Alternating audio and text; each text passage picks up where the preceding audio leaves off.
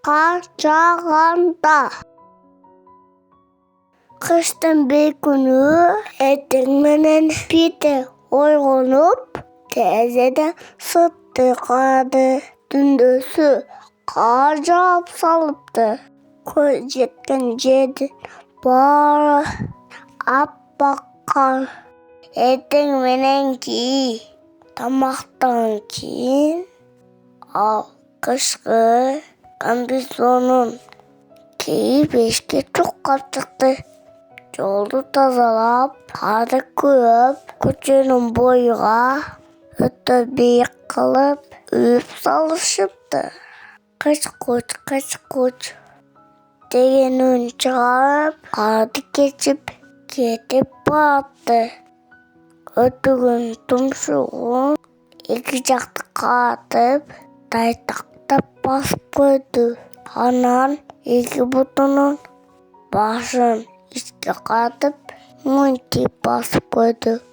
Біраздан кейін бұтын жай сүйіп, қар үстіне мұнда шыға салды. Кетіп батып, қардан сор шығып тұрған пендесini тауып алды да, аны сүйіп, жаңа істі сүйді. Ал таяқ болшы, тақтады бұтақтан жапқылап қарды.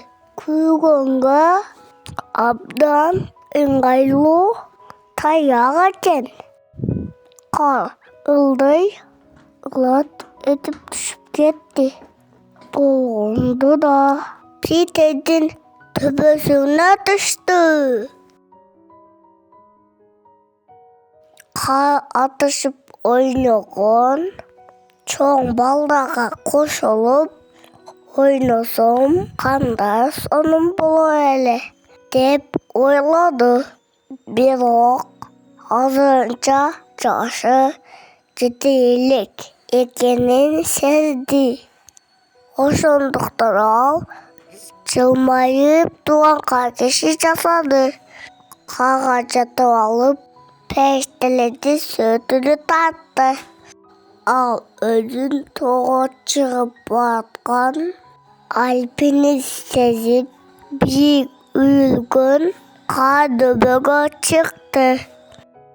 Анан отурган бойдон ылдый сыйгаланып түштү. Ал о дегенде қардан бір ұштап алды да, анан дағы ұштап алды. Қарды екі алқаны менен қатты қысып томлатты. Андан кейін ал томлық қарды ертеңгіге деп чөнтөгө салып жылыйына келди. Андан кейін апасы сопайпақтан чечіп жатқанда ал бүгінгі оқымышты оқиғаларын айтып берді. Көрген білгендерін бастан аяқ қардан естеп барды, көз алдыда өткөрдү. Жатарды алдыда чөнтөгө салған қарды қап көрдү. Чөнтөгү бош қалыпты. Баяғы томлықтаған қар жоқ. Ал бұл аябай қапаланды. Түсінді қар күн барын етіп салыпты. Бір ойғаны менен түсі жоқ болды. Сыртта қаттан еле барлық жерді қаптап жатқан екен. Дағы жаңа қар жауып жатыпты. Ертең мені кеңкі тамақтан кейін қоңсы жашаған досына шақырды да, анан экөө эшикке чыгып, қалың қарды кечишти.